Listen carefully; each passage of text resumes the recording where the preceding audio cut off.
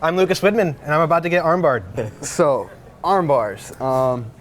Key thing on the arm bar, I actually just started recently working arm bars. This is the main thing, is controlling this arm. So when you get to the ground, here, let's start. You'll go on my guard. I love this. So you're gonna go, just come on top. So with an arm bar, come on, Back it down. bring it down here, bring it down here, big boy. All right, so here, it's controlling this arm. You wanna get your hips to the outside, bring this leg up and around. Here, I'll do it on the other side. So here, keeping this is literally key on the arm, boom.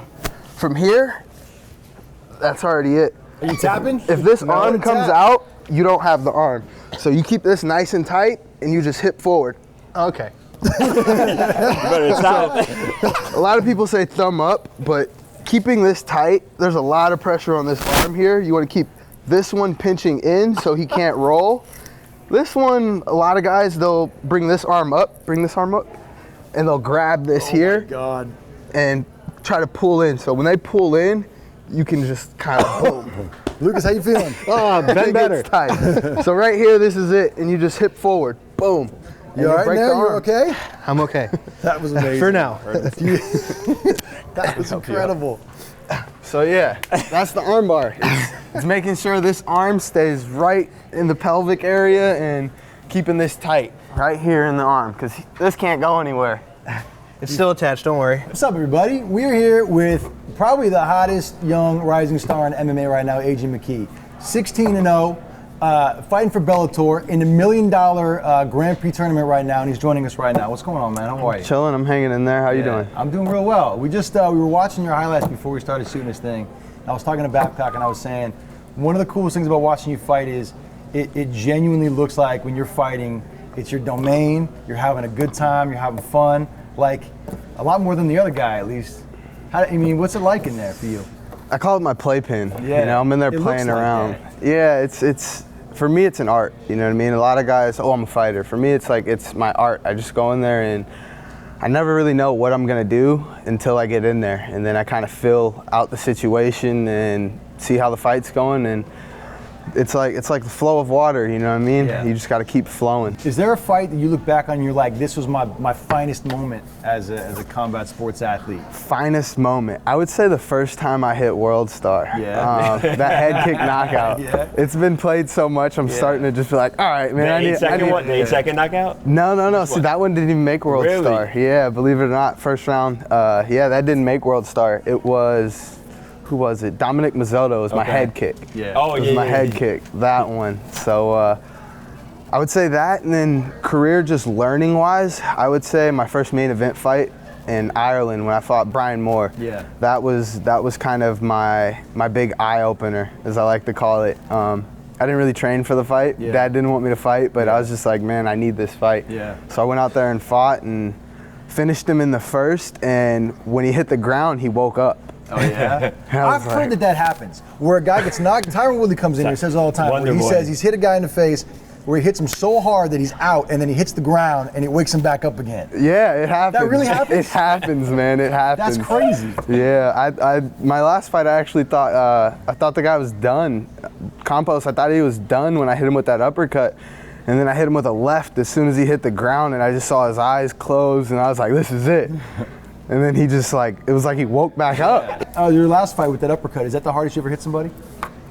Yeah, I hit Campos quite a few times as hard as I could. But I knew he had a chin, man. Yeah. Some people, you can't put them away. Yeah. And he was one of those guys. I threw some of the hardest punches, every punch, about 4. After I dropped him, I think I hit him with a good 4 punches as hard as I could. Does that mess with you a little bit though, when you're like, I hit this guy with everything I got and he didn't go down? Does that mess with you in the fight?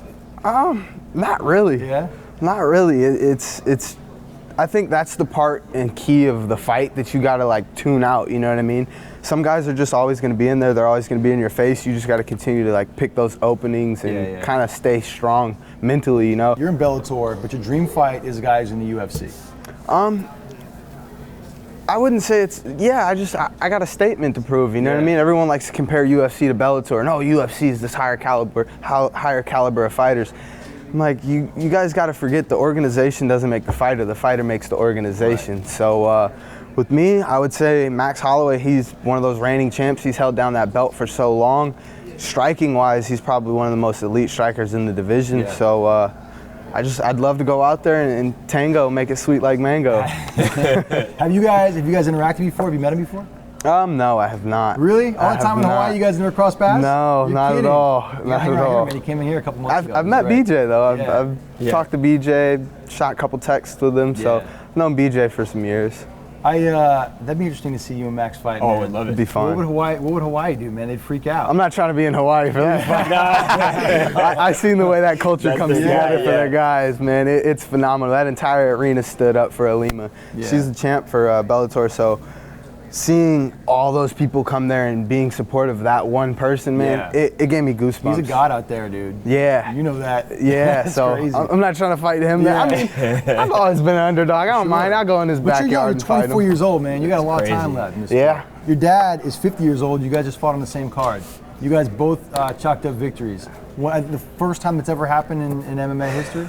Any hand-to-hand combat sport is actually the first. That's No unbelievable. boxing, no karate. So it was a surreal night, man. Looking at those red walls and seeing all those great names up there, and then knowing the capability of myself, and then seeing my father's career, the way his career laid out.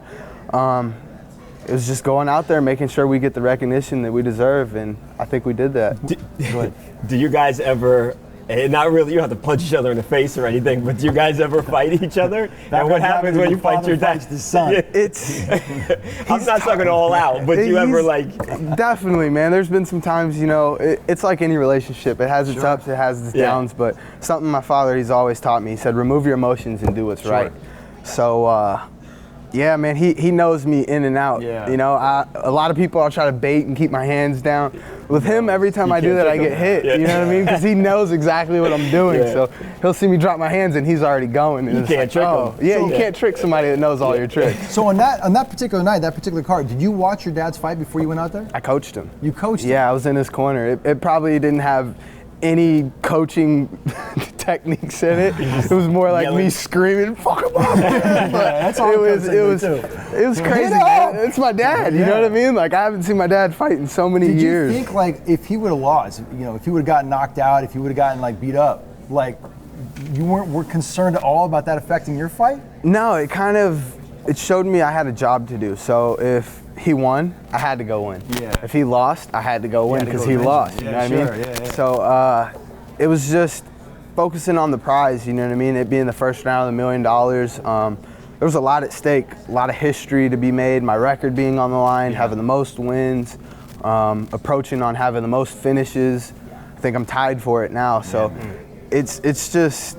It was surreal, man. The whole night, I still can't really fathom and put together everything on it. You know what I mean? That's so crazy. It was crazy.